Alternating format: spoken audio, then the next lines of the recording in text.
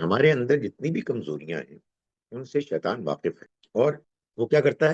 وہ ہماری ان کمزوریوں کو ایکسپلائٹ کرتا ہے، اس میں سے اندازی کرتا ہے، اور کوشش کرتا ہے کہ ہم اپنی ان کمزوریوں کے چکر میں پھنس جائیں۔ تو شیطان کا ہی کام ہے، اس نے تو یہ کرنا ہی ہے۔ اللہ تعالیٰ نے ہم کو یاد کرایا ہے کہ دیکھو، یہ تمہارا دشمن ہے، وہ تمہیں خراب کرنے کی کوشش کر رہا ہے، اس لیے تم اس کی باتوں میں نہ ہو۔ یہ بات کہ ہم خود بھی تو کرتے ہیں کہ ٹھیک ہے، یعنی شیطان جو کچھ ہم سے کرواتا ہے وہ ہم خود ہی کرتے ہیں، لیکن شیطان اس کا مشورہ دیتا ہے، اور وہ نبی ہوتا۔